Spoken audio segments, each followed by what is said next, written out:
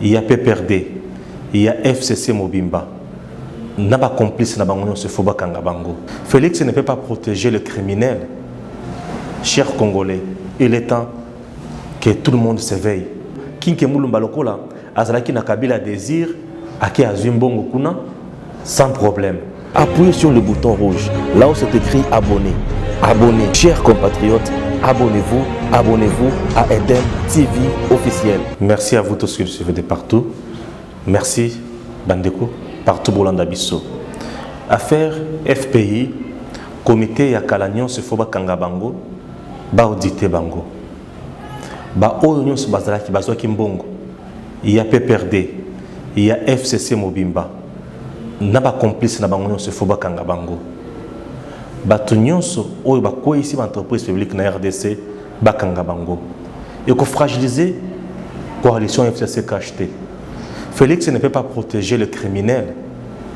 L'argent de la RDC n'appartient pas aux politiciens, c'est l'argent du peuple congolais.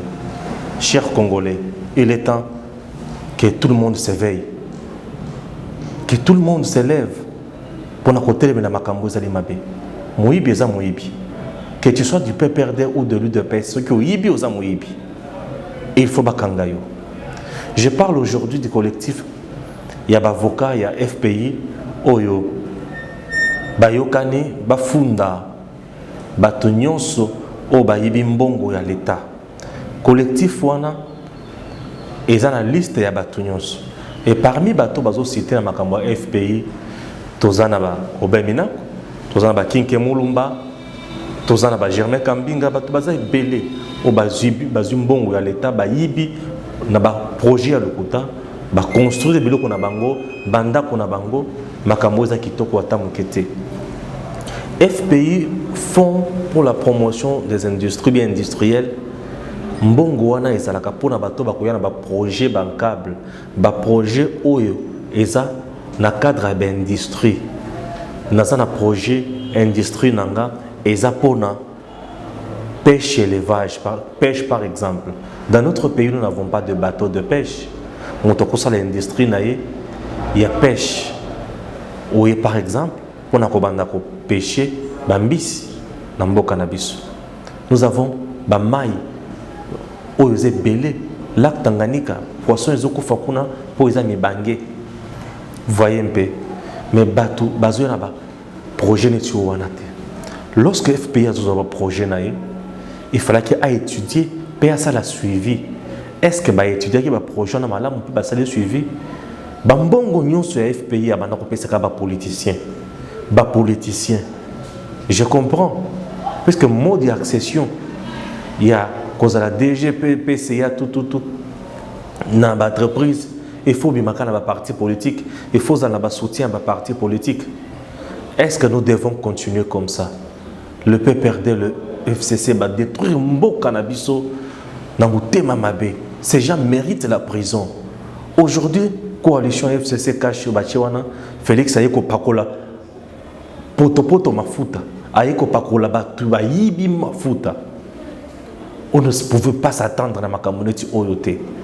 Si c'était Étienne Tshisekedi Wamulumba de heureuse mémoire, président de la République, Batebele Bazo s'est retrouvé en prison. Pour attendre Laurent Désiré Kabila, Bato Bayiba s'est retrouvé en prison. On ne peut pas cautionner le mal. FPI avait beaucoup d'argent. Plus de 72 millions. Dans la liste, il y a Bato Bazombongo, il y a l'État congolais. 72 millions de dollars. Et Bato Wana Baza Bavandi sans être inquiété. FPI a comme coulé la. Non. Loko la Bato Wana. Bazaki batu ya pouvoir bazo zombongo ya pouvoir pour kosoma mapango mituka kosala makambo na bango et non ko contribuer na peuple congolais na social na bango bato na nyonso faut bakanga bango. Chers Congolais, l'État l'argent où l'État zosala la mboka na mboka eza ya l'État te eza mbongo ya ba Congolais. Mais FPI bato wana bazo ba mbongo kinke mulumba lokola azalaki na Kabila désir ake azwi mbongo kuna sans problème. Germain Kambinga lokola azalaki na consommeur congolais aki azumbongo kuna obe mina ko lokola azalaki président de l'Assemblée nationale homme influent na PPRD aki azumbongo nanya ko telemela ye babocha be consort Vous pensez qu'aujourd'hui, ce qui est justice n'est pas fondamental. Bato bazo benana bazolo baké monsieur Stéphane, ndenge justice zo fondamental. Ce qui va venir au Kangabatouana, police des ans à batubélé à PPRD. Ce qui va venir au Kangabatouana, comme ma chasse à l'homme, Moutouaï bimbongo à l'État, pas bien en chasse à l'homme. Jamais. Il faut que Kangabato, bazan en bongoana, bateka mama pangoana, va saisir bien à bango. Et ce sont des escrocs, puisqu'ils vont escroquer l'État congolais. Via service naïe, ils ont escroqué l'État congolais comment? Boyé un projet à Lukuta, aux Zimbongo à l'État. Soit disant qu'il y a des gens qui n'ont pas le côté. Il faut qu'on saisisse leur bien, qu'on saisisse. Et des débats, la plupart des députés nationaux, ministres Bazali, pour qu'Ambinga devienne encore ministre, vice-ministre quelque part, il faut qu'on ait un salaire. Il faut qu'on ait un salaire à Batouana, Mbongouana et Zonga. Mboka na biso kozala eta na passe ya modèle abouité 72 millions de dollars américains et nous sommes en train de chercher l'argent Félix Azoki de la gauche et de la droite pour nakoluka mbongo et on doit privilégier batonyo swana. Vous me dites que FCC na cash et que c'est fragilisé puis batona et belé bazana kati ya FCC o yibi mbongo ya l'état o détourner mbongo ya l'état ba protéger opposant à FCC na cash. FCC Nakash, ce sont des structures informelles qui ont pris l'État congolais en otage. Moi, quand vous allez pris en otage par le FCC le cash, légalement, ces structures FCC, légalement, n'est pas connu. Cash, légalement, n'est pas connu. Cash, c'est un regroupement politique, électoral. Cash, c'est un regroupement électoral. C'est un regroupement électoral qui n'est pas même connu sur le plan légal. Un regroupement politique électoral qui n'est pas reconnu sur le plan légal, mais qui dirige le pays, qui se partage les entreprises. Et nous devons acclamer des choses pareilles. Ça, c'est plus que satanique, chers Congolais.